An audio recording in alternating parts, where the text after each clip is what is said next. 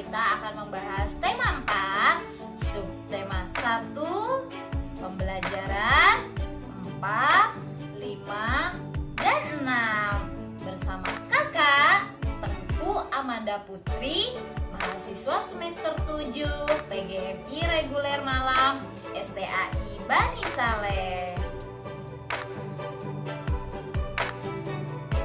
Oke adik-adik, hari ini kita akan membahas tentang makanan sehat. Nah, setiap makhluk hidup membutuhkan makanan untuk kelangsungan hidupnya. Manusia juga membutuhkan makanan untuk tumbuh dan berkembang. Makanan yang dikonsumsi hendaknya adalah makanan yang sehat dan bergizi. Dengan teman-teman mengkonsumsi makanan yang bergizi, maka tubuh teman-teman akan sehat dan bugar, sehingga mempermudah aktivitas teman-teman dalam melakukan sesuatu. Oke adik-adik, kita lanjut ke materi selanjutnya. Nah, adik-adik sekarang buka di buku paket halaman 28 dan 29. Di buku paket itu nanti ada sebuah teks tentang makanan. Silakan adik-adik baca dulu ya. Akan mencoba mencari ya beberapa contoh dari kalimat saran yang ada di dalam teks bacaan tersebut. Selamat membaca. Oke teman-teman, sudah dibaca teksnya?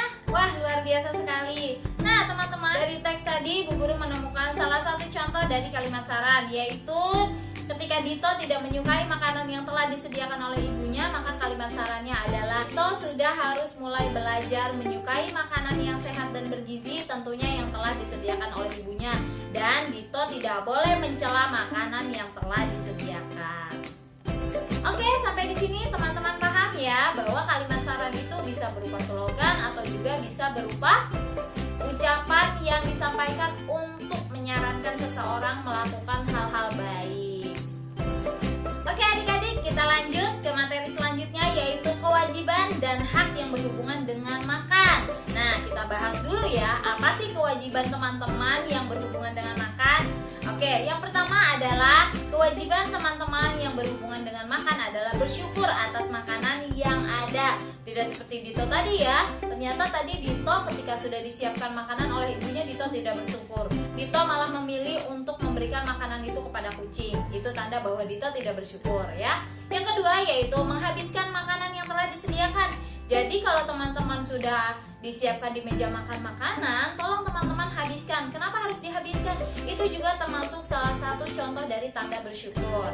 Nah, yang ketiga yaitu membaca doa sebelum dan sesudah makan. Supaya teman-teman makanannya jadi berkah, maka teman-teman harus membaca doa dulu ketika sebelum makan ataupun sesudah makan. Nah, yang keempat yaitu makan makanan yang telah disediakan dan tidak mencela makanan. Coba tadi dalam teks ternyata Dito mencela makanan. Dito tidak suka ya dengan makanan yang telah disediakan oleh ibunya. Padahal makanan yang disediakan oleh ibunya adalah makanan yang sehat, makanan yang bergizi. Dan yang terakhir yaitu tidak berebut makanan dengan orang lain. Ketika teman-teman di sekolah nih misalnya makan bersama, silakan teman-teman makan bersama dengan teman-temannya, berbagi. Tidak boleh rebutan, ini punya aku, ini punya aku. Nah itu tidak baik. Oke, tadi itu adalah contoh dari kewajiban. Sekarang contoh dari hak yang berhubungan dengan makan. Apa saja ya? Oke, yang pertama adalah teman-teman berhak untuk mendapatkan makanan yang sehat dan bergizi. Contoh, Ibu Dito tadi sudah memberikan haknya Dito, tapi ternyata Dito tidak menerimanya. Yang kedua adalah mendapatkan sarapan pagi, makan siang, dan makan malam setiap hari. Ya, ternyata ibunya Dito rajin loh. Tadi sudah memberikan haknya dengan memberikan makanan yang sehat dan bergizi, memberikan sarapan juga. Hanya saja Dito yang tidak menerima. Yang ketiga yaitu mendapatkan air minum yang sehat. Air minum yang sehat seperti apa? Yang tentunya adalah air yang sudah matang dan bersih. Karena kalau misalnya airnya kotor, walaupun air itu sudah matang tapi kotor, maka itu bukan air yang sehat. Yang keempat adalah memilih makanan yang sehat dan lezat. Itu hak teman-teman. Boleh saja teman-teman memilih makanan yang sehat dan makanan yang lezat.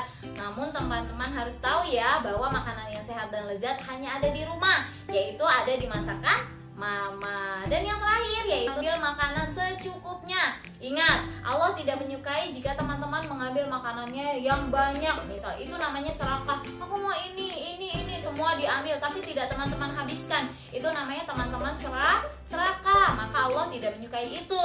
Jadi ketika teman-teman ambil makanan, misalnya teman-teman ambil secukupnya. Kalau memang kurang, teman-teman boleh tambah lagi. Oke teman-teman, sampai di sini paham? Alhamdulillah. Oke teman-teman, kita lanjut ke materi selanjutnya, yaitu kegiatan setelah belajar malam. Apa ya kegiatannya? Ketika teman-teman telah selesai belajar malam. Nah, teman-teman boleh saksikan cuplikan video ini ya.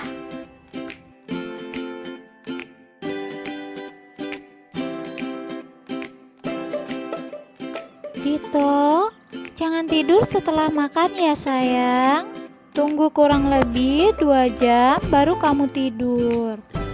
Makan sebelum tidur memang cukup dianjurkan, tetapi setelah makan langsung tidur akan sangat berbahaya untuk kesehatan, Dito. Baik Ibu, Dito akan tidur setelah 2 jam. Terima kasih Ibu. Iya, sama-sama sayang. Ih, hebat banget ya Dito, nurut sekali sama mama. Oke teman-teman, dari cuplikan video tadi, teman-teman bisa lihat bukan bahwa Dito setelah belajar malam, Dito makan. Nah, setelah itu Dito menunggu waktu 2 jam. Supaya apa? Supaya makanan yang Dito makan gak bisa dicerna. Lalu setelah itu baru Dito bisa tidur. Nah, teman-teman tahu tidak sih apa manfaatnya tidur malam? Ya, manfaat tidur malam adalah mengistirahatkan tubuh kita yang satu hari itu sudah melakukan banyak aktivitas. Saraf-saraf di dalam tubuh kita perlu juga istirahat. Bukan hanya teman-teman saja yang butuh istirahat, bahwa organ-organ saraf manusia juga membutuhkan istirahat. Nah, dengan itu ketika teman-teman malam tidur istirahat yang cukup, maka esok hari badan teman-teman akan sehat, akan fit kembali. Jadi teman-teman bisa melakukan aktivitas dengan baik. Namun ingat ya teman-teman, kalau teman-teman tidurnya terlalu malam, maka percuma saja teman-teman mengistirahatkan tubuhnya hanya sebentar. Akhirnya besok pagi ketika teman-teman harus beraktivitas kembali, ternyata tubuh teman-teman sudah lelah. Karena apa? Karena teman-teman terlalu malam tidurnya, sehingga menyebabkan tubuh teman-teman istirahatnya tidak cukup. Oke, sampai di sini paham? Alhamdulillah. Teman-teman, kita lanjut ke materi selanjutnya, yaitu rumah tempat berlindung. Silakan teman-teman perhatikan ya gambar rumah yang ada di samping Ibu Guru. Setiap orang ingin hidup tenang, aman, dan damai, terhindar dari segala mara bahaya, rasa takut, dan juga yang mengancam kehidupan mereka. Nah, untuk itulah manusia mencari sarana untuk melindungi dirinya. Salah satunya adalah dengan rumah. Rumah sebagai tempat tinggal, di mana rumah memiliki bentuk yang berbeda-beda, tetapi manfaatnya sama. Rumah merupakan tempat berlindung dan beristirahat. Rumah juga tempat berkumpul bersama dengan keluarga. Kita tidur, mandi, makan, dan melepaskan lelah di rumah. Kita juga belajar banyak loh dari rumah. Contohnya, ketika teman-teman berkumpul dengan keluarga, ya kan teman-teman di situ memperoleh banyak hal, yaitu apa? Komunikasi dengan keluarga, pertemuan dengan keluarga, ya kan? Nah, terus juga teman-teman, kebersihan rumah adalah tanggung jawab bersama. Bukan hanya tanggung jawab satu orang, misalnya tanggung jawab mama nih, karena mama yang beres-beres rumah. Tidak, rumah adalah rumah kita, maka itu adalah tanggung jawab kita bersama. Seluruh anggota keluarga bertanggung jawab pada kebersihan rumah. Jadi kalau misalnya teman-teman rumahnya berantakan nih, tidak rapi, itu adalah kesalahan teman-teman sendiri karena tidak mau merawat rumah. Dengan rumah yang kotor dan jorok, maka teman-teman akan didatangkan banyak penyakit. Namun jika teman-teman rumahnya rapi, bersih, rajin disapu dan dipel, insya Allah teman-teman akan terhindar dari segala macam penyakit dan juga virus. Sekarang kita lanjut ke pelajaran matematika. Oke, kita akan membahas tentang operasi bilangan cacah. Wah, seperti apa ya? Perhatikan contohnya. Putu dan kakaknya mengumpulkan kelereng bersama-sama. Jumlah kelereng ada 360 buah. Berapa kemungkinan kelereng yang bisa dikumpulkan Putu dan berapa kemungkinan kelereng yang bisa dikumpulkan oleh kakak Putu? Bagaimana Bu Guru caranya? Oke, Bu Guru akan ajarin ya caranya. Nah teman-teman, silakan perhatikan teman-teman contoh yang ada di sebelah kanan Ibu Guru. Nah, contoh tabel yang ada di sebelah kanan Ibu Guru, di situ ada berapa banyak kelereng yang dikumpulkan oleh Putu dan berapa banyak kelereng yang dikumpulkan oleh Kakak Putu. Maka jumlah kelerengnya sama, semuanya 360. Kita membuat kemungkinan. Ya, caranya seperti apa? Caranya adalah teman-teman mengumpamakan si Putu misalnya menemukannya 200. Ya kan? Nah, cara menghitung sisanya bagaimana? Berarti 360 dikurangi 200, maka hasilnya adalah 160. Berarti kelereng yang dikumpulkan Putu kan 200, berarti yang dikumpulkan kakaknya adalah 160. Bu, boleh nggak kalau misalnya si Putu menemukannya cuma 50? Boleh, berarti Putu menemukannya 50, maka yang dikumpulkan oleh kakak Putu adalah 310.